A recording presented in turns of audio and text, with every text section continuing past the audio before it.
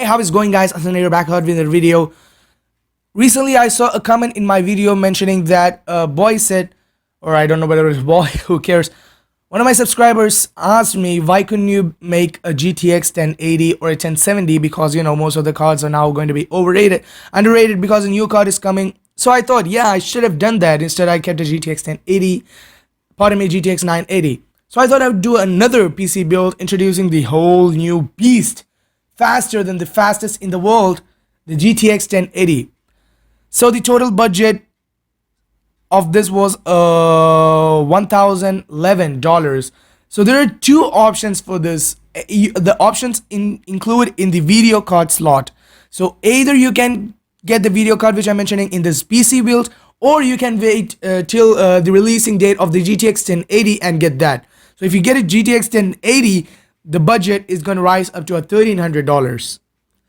So without any further ado, let's get straight in with the CPU. For the CPU, I went the Intel Core i7-4790K 4.0 GHz quad-core processor for $342. Now, I didn't include an i5 because we are, keeping a GTX 1080.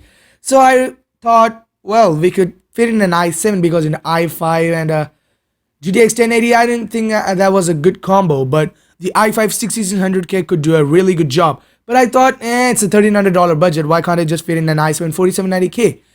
So I just went for that. I didn't choose an i7 6700K because, just want to make a change. The last time also I had an i7 6700K.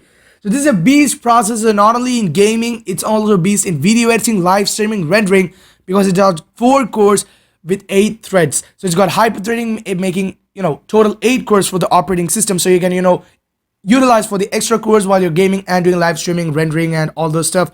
It's a beast processor in most of the things. Now for the motherboard, I'm with Gigabyte GA-Z97X-SLI ATX LG1150 motherboard for $110, and also $10 minimum rebate, knocking it down to $100.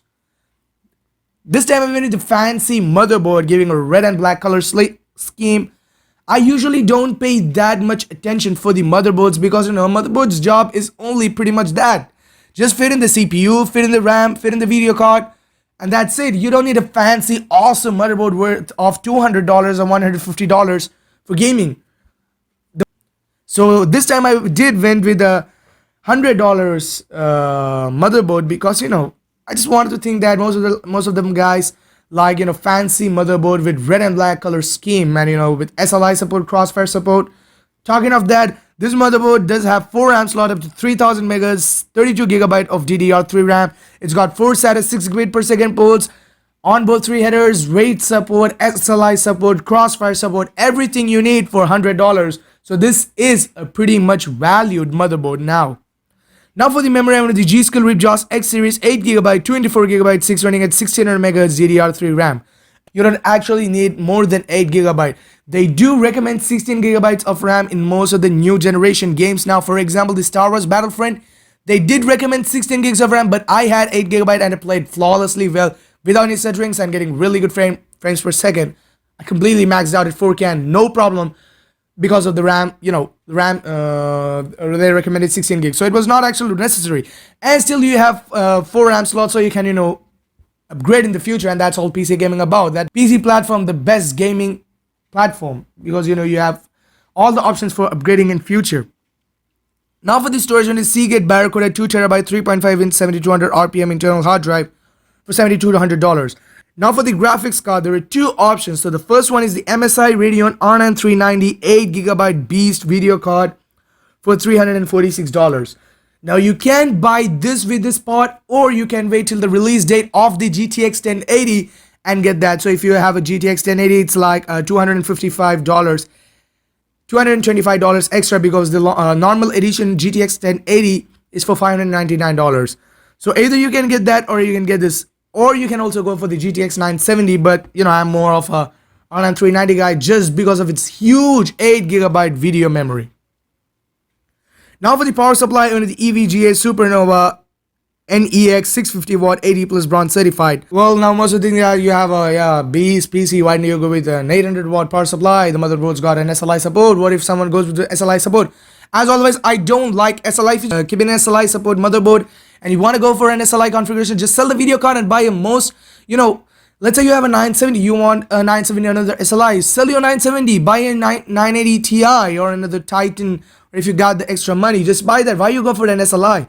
You might gotta need your power supply, extra power supply, for the capacity of that the SLI. So that's all not always possible. So just sell your video card and go for that. And the GTX 1080 gives stunning edge performance with only 185 watt. That's the new best thing of Pascal.